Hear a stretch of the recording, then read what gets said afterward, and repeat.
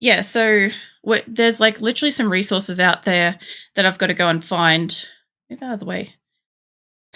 I clicked on it down the whole freaking thing. Well, I'll just pause that. So yeah, I also need to focus on like a lot of food production, and it's spring, so I'll be sowing a lot of crops, like farming and kind of food building tonight. So I'll just introduce you guys to my colony. So I've got 136 people, which is including the prisoners that I currently have. I'll show you guys around. So basically, like, I have a power grid that's on a quadrant.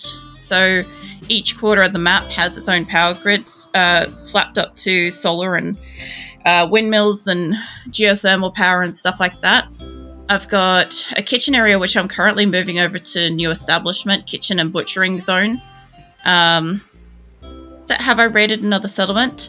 Not on this colony, Grim. I have in the past on my big Asora colony, but not this one. Also, what is this pig doing out here? Oh, it's one of the ones that the neighboring group brought with. That's fine. So I've got like a shit ton of like bed zones. Basically, any of the triangles around these things are like beds. The dining room is staying where it is. It's a mess at the moment because I'm changing over the tile type. So it makes it very, very hard for you guys to see what I'm talking about because of all the X's and stuff. But essentially, it's going to look like this kind of white tile in there, and it'll be like really, really hygienic for everybody. I'm also making like a fabrication room. These are all going to be research labs, so that'll help. What else we got? We've got our food storage cooler room. So we just got attacked by all these Arctic wolves. So that was last week. So now we've got all these beautiful pelts and meat that we can now butcher up and sell. So that's fantastic. We've got my intergalactic comms console, so I can call in for assistance, or I can get some purchases from outer space. That happens every so often. I've got one of my medical wings, my hospital wing, and for some reason I chose to also make it my fermenting area because it's usually a pretty comfortable temperature at around like 15 degrees, and these require like 7 to 32 degrees. So yeah, that kind of works out good. I've got some long-range mineral scanners, which is what's brought about the minerals in a distance as well. Oh, hi, Abot. Why the space looks so awesome? A lot of dedication. A lot of hours given to playing RimWorld. That's probably why. I also have like several designs of previous bases that I've got on my Instagram and in my Discord as well. So for anybody that doesn't know, I've got a Discord. You can ! Discord to join it, or ! Instagram to have a look at some of my previous colonies designs and stuff like that. I've had a lot of massive bases, like with this many people or more, so it's kind of what I'm accustomed to playing with. I've made an unusual looking prison.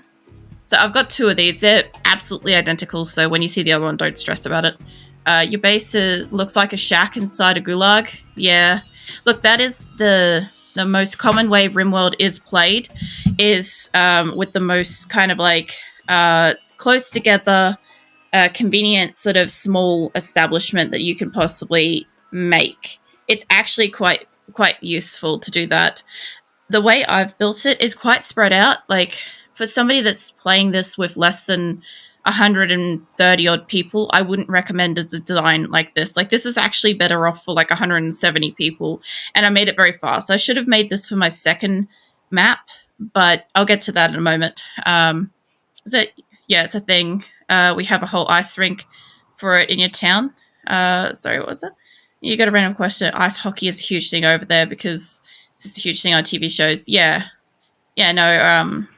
Canada gets some like good like fucking snow at times, and like you guys get pretty chilly. So ice sports and stuff like that. It makes sense. It's like over here, like ice sports wouldn't make sense. Shit would melt. Shit would melt on top of melting. I've got some like food areas. You guys get like minus 40 degrees sometimes. I have heard of that. I've watched somebody do like the whole surviving in a vehicle with like the minus 30 and stuff like that. Yeah, snows basically. Like the fuck is that? Like I haven't actually seen real snow. I went to Singapore and played in a fake snow center and did tobogganing and stuff. That was fucking amazing. Like, obviously, it's not the same thing. It's like I've done ice skating before, but it's not the same thing as like a real lake ice skating type stuff. We got one of my indoor crop rooms, and this is one of the animal pens. This is for like the farm animals, like, you know, your cows and your pigs and chickens and all that sort of stuff. So I've kind of like separated them. Um, if you want to have a look at what kind of stuff I've got, I only have 6 mods for this game. So let me, whoop, don't you scroll away. I have got EdB Prepare Carefully, Wild Reproduction, Drop All Inventory, Hugs Lib, Harmony, and Deep Stack. That's all I've got. I also do not have any DLCs. If you want to bring up any kind of links and stuff to play with and stuff like that, !commands has my full list of everything that's available. I haven't actually made a mods link, but that's a fantastic point. Thank you for !mods, because that's prompted the idea. I'll try to make one for next week. Yeah, what is it? We do ice skating, lake ice skating too. It's pretty dangerous. Yeah, see, ice skating on a lake, you've got like a lot of like bumps and like, you know, imperfections in the ice and stuff like that. Like, it's fucking dangerous from what I've seen. We've got a couple of indoor areas for the animals to get away to, but it's coming into warm months, so I'm starting to leave the doors open. And we've got some crop areas that the animals can get to, but you know, they've got to plant those. This is one of my recreational rooms down here, and this is probably one of my crazier designs. It is kind of hurts the eyes to look at, honestly. But I've got literally, like, you know, what do you call it? Like the statue making stuff, like the crafting stuff. I've got research and tailoring, cremating, and stone cutting. I've got my high tech research thing and the multi analyzer and stuff like that in here. I also don't have any additional research mods or anything like that, so it's all base stuff. So once I run out of this, that's it. So I'm really going up to about here, and then I'm just pulling the machines up until we get onto a different map, because there's no point in me getting into Starflight stuff yet. But we've got a nice little rec room and stuff like that they can at least hang out in. Second hospital, my storage area that everybody hates because I don't use shelves, which is fine. That's a choice I made. I've got deep stacks, so these things stack up to like fucking massive amounts instead of requiring like tables and shit which can't even like handle the amount. It also helps with, I've got a lot of questions about this, my frame rates and stuff. So if you want to have a little bit better performance on your game, get Deep Stack mod. That's one of the ones that are worth it. Now, I've got no problem with people using like a shit ton of mods and like playing the game however the fuck they want. I just don't enjoy playing with like many myself. So I'm classified as still vanilla, even though I've only got 6 mods, and two of my mods are compatibility mods as well to make the others work. So just to clarify that, I've got a whole bunch of like grow rooms down here, which I'm just finished building this one and this one. I had better layout to this, but it is what it is now. Also, with these, I've only just got water generators, which I didn't think I was going to use at all on this map, but I've researched it and I found out that they fit in these couple of spots. So yeah, I made some extra grow rooms and stuff. We had a lot of issues with electricity early on because I decided in my wisdom that I wanted turrets. And oh man, did I want a lot of turrets. I'm not even sure. I could probably actually count if I do this properly. I don't fuck this up. I could probably tell you guys how many fucking turrets I got. 90. I have 90 turrets. And that's why we had electricity issues for so long. Because I just don't have enough power for fucking 90 turrets straight off the back. But yeah, we've got a secondary pen up here as well for our hauling animals. But we've got 2 caravans that are currently out in the world. What is it? You play your game the way you like, even though it's wrong. You have fun not having shelves. Oh my god, Grim. Look, I thought that you'd hate on the fact that I don't have the coffee mod, Grim. I really thought that. So I've got to get a caravan going out to this lot. These 2 are just coming back from a research, a resource mission. So they're pretty much like stacked up at the moment. I've got a fuck ton of animals. So once they get back and they unload, I'll send out just a couple of miners so I can keep the majority of people in base.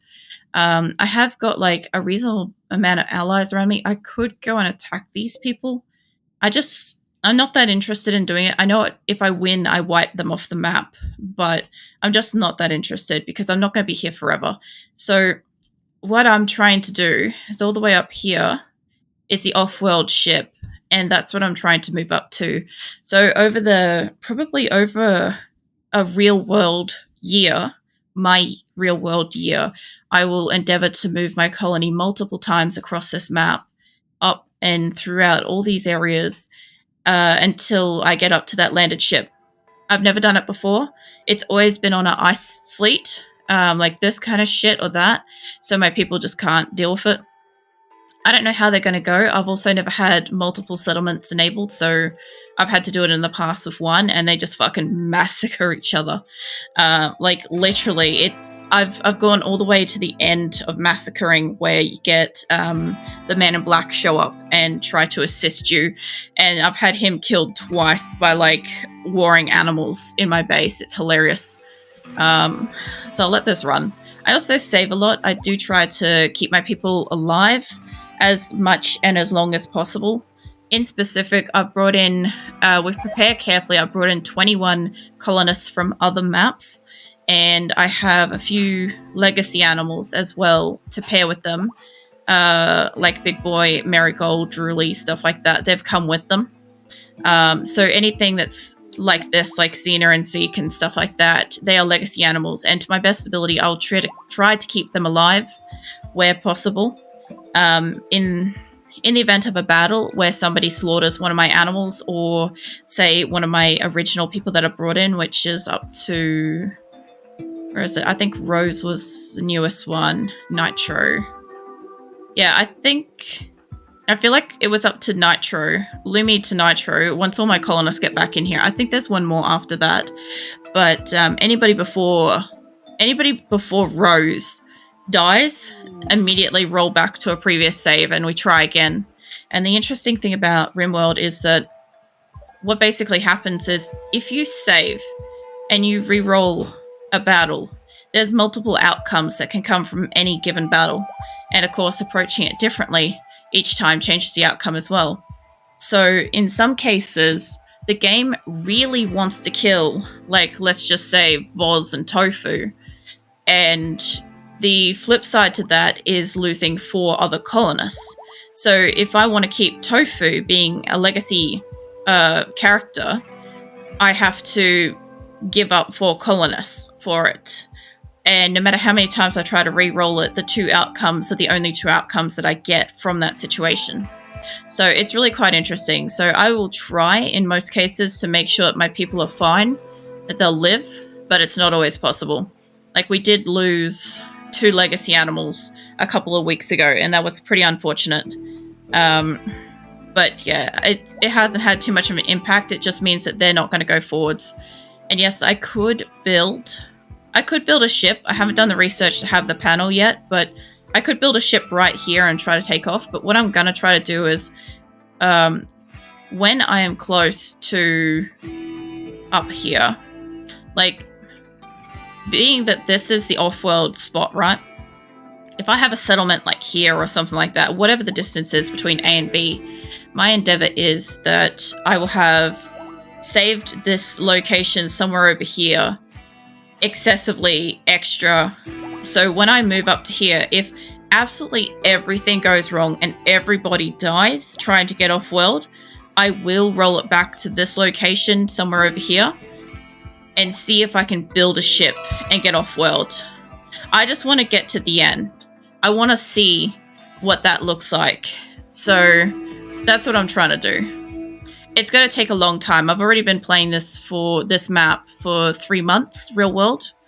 But yeah, I'm intending to go for well over a year with it. So it's going to be a long journey. And I'm looking forward to it. What else we got? Yeah, so I'm pretty much running it on like extra fast forward because it just seems like it takes forever. and it does fine as it is, but let's see. I don't want to touch Megasofts. My animals are on an auto cull system, but we've just come out of winter, so a whole heap of them are downed because malnourishment.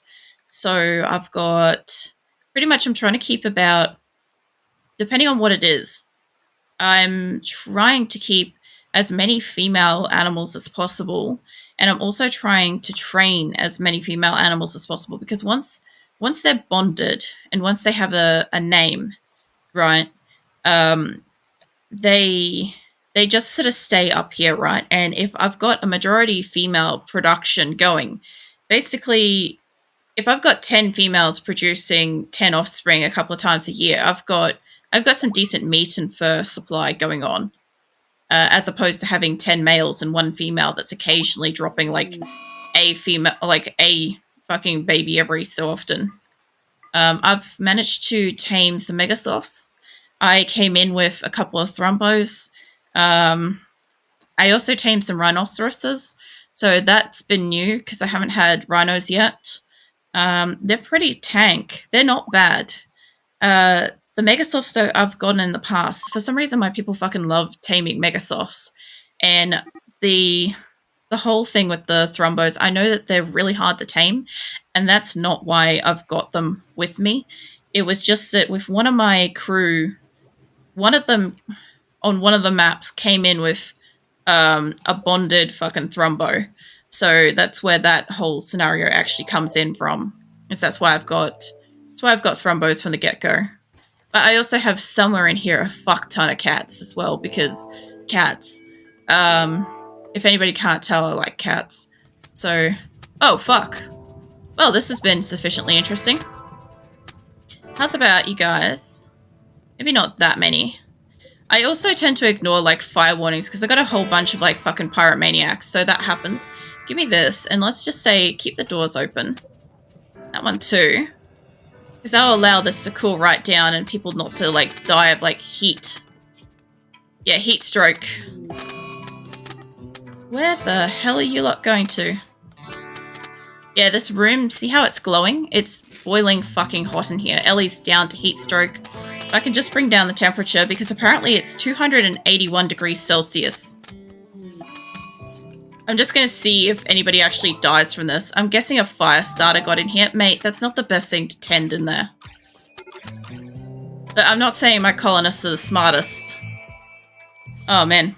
I don't think anybody's actually going to die from this. The temperature's coming down pretty fast. It's like at 100 and something now.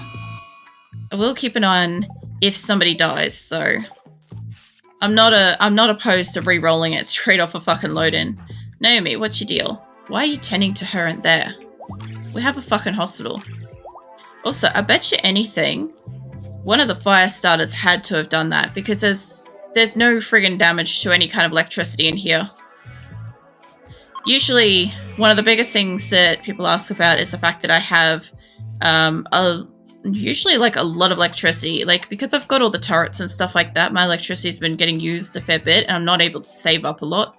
But when these actually get full, if anybody doesn't know this, when they get full, and if they're full for too long, they can explode, and not only explode themselves, but they can also explode any of the electronic, you know, components and stuff like that. So it can be a real big fucking issue. Okay, well, everybody seems like they're getting out of here, and this is back to 37 degrees indoors, so that should be fine. Nobody's dying from this. I'm gonna go and check on a few people that are still, like, red hurt, and I'll see how they're doing now. Somebody's having food binge. That doesn't surprise me. Yeah, you guys were supposed to leave those. A couple of people must have gone down. I'd say at least 4 people maybe went down here based on the X's next to their equipment. So, yeah. Let's have a look at the hospital wing. This is also the best thing about having this right next door. Let's see. Your arm and your leg. Your eye caught on fire. That's brilliant. That's interesting. Your jaw got burnt. You've also got food poisoning, so that one's in a bad way. Yeah, everybody's got burns, but I'm not seeing anything yet that looks like it's, like, permanent from this. Which is kind of good. It's probably a lucky thing that I, like, looked over specifically when I did. I'm not gonna lie, I sometimes actually ignore the fire warning because it's usually just like a, what do you call them, like a boomerlope or something like that goes explode, and yeah, I just don't pay attention to it. Let's see, whale has turned 51 and they now have bad back. All right, well, I'll tell you what, I'm pretty sure, have got a spine in stock for you, unless we used it on somebody else already. Have a look. I brought back so much stuff at one point because I got a double 20, and she had, yeah, bionic spine. Yeah, Esme. I ended up capturing somebody called Esme, and she had a double 20 on her points, and uh, when she went down straight away, it immediately just fucked her points over because she couldn't do anything, so she couldn't keep her skill points up. Because I probably never actually said this, but every action that each one of these little people do actually gains experience for each individual little character. And if they are not doing a task that they've got skills in, like for instance, if I make this person do only artistic crafting stuff or whatever, right? Just artistic making things, whatever, and I make them do nothing else, all their other skill points will just plummet, and they will eventually level up in their, artistic skills and stuff like that. So that is a thing. I don't even think I've ever mentioned that before. Oh, here's one of the fucking cats. So yeah, they're everywhere, and they nuzzle. They nuzzle the people. They'll go up to somebody and make somebody happy because they'll. If I could click on somebody's social, like Spoonie, they'll have something along here like, animal has nuzzled them and it makes them happy and stuff like that. Monkey! Hey, monkey. What's that? Perth, Australia is the closest land to the opposite side of the world to my location. What do you mean by that? Yes, monkey. Monkey indeed. Because Perth is the other side of Australia for me. I'm in Queensland. So, yeah, when people say that, like, fucking Perth is on the other side of, what's that closest land to the opposite side of the world to my location? I'm so confused, monkey. Got an infection in a leg. If I were to move as far as possible from where I live, it would be Perth. I don't actually think... have I ever asked you whereabouts in the world, like, you're from? Because I don't think I actually have. It's one of those things I've glossed over while I'm, like, too busy going, monkey. Oh, is it? I'm assuming it's, like, New York to Washington State in America. Okay, yeah, that kind of makes sense. Yeah. Mini Canada, America. What, is that what Perth's like to you? I kind of wish that they'd use the animals, but I guess everybody's currently in a state of, like, fucking burn ward right now. Oh, mini Canada, America. Alright. Yeah, I fucking thought I had a few people from Canada. It's quite interesting. Like, I do get some stats that say, like, where my viewers are from and stuff. Like, at long after my stream, and I get that information. And I've got a few in Canada, a few in UK, one from Philippines, a couple from Germany, Poland, a few from America, all over the place. And it's pretty cool. The one that I see, like, the least is generally Australia, actually. You're in the US, but most Americans just assume we are Canadian when we travel. Oh, really? Oh, yeah, all my animals are back, that's right. Yeah, so one of the mods I've got, if I can select all my animals... yaks... Is there horses? That should be it. So one of the mods that I've got, it's called Drop Everything. And this is what it does. Everything is now dropped, which means that my hauling animals can get their asses up here and haul stuff down instead of my people wasting their time coming up and taking an item from each animal individually and taking it back into storage. Of course, anything that's left out in the open like this is not as protected as being in the backpack storage. Like, everything's now exposed and unroofed. And the animals can, of course, eat any food that's left outside. But, I mean, unless I'm transporting a heart or something like that, and my dromedary just fucking caught fire. That's brilliant. Yeah, lightning can strike the animals and absolutely fucking murder them, by the way. That's a thing.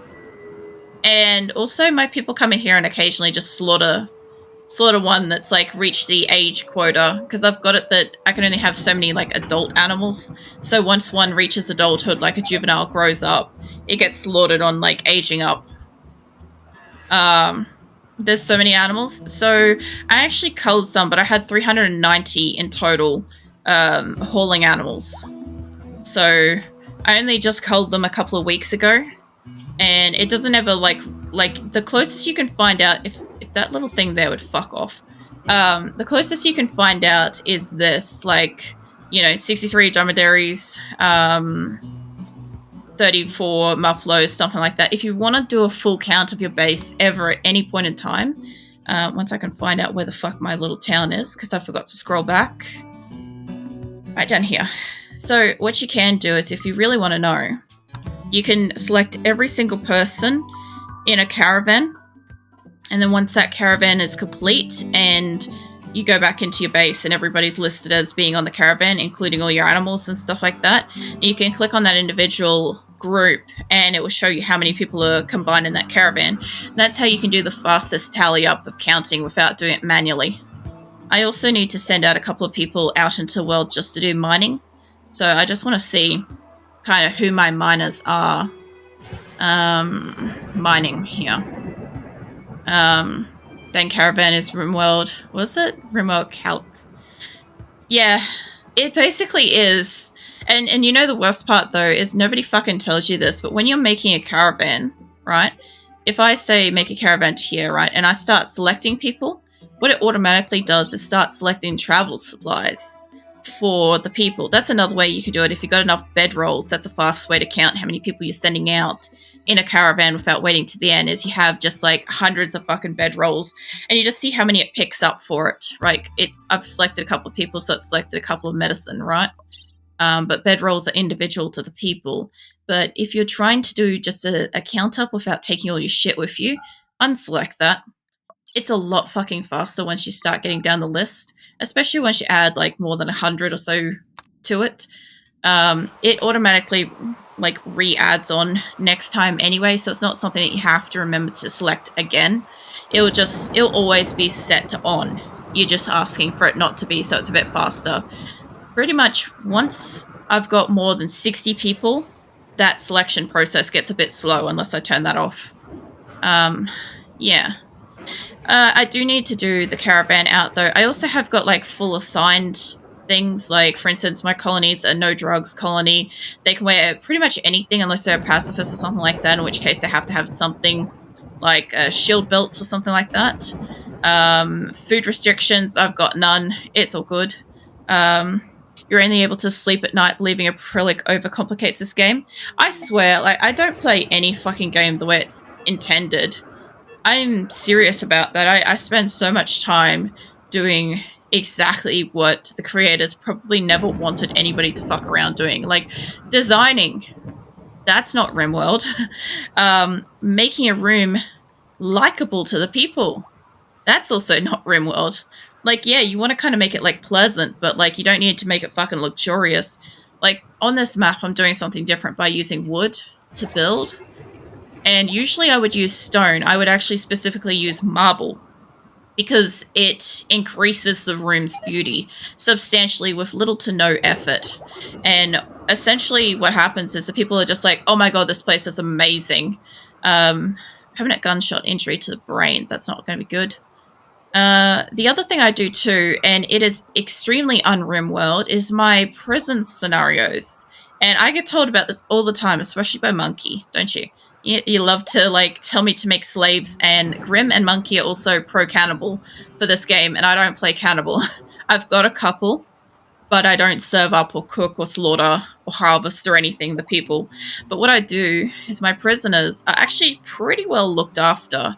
I make their rooms nice. They've got, like, nice sculptures. They've got, reasonable tables, chairs.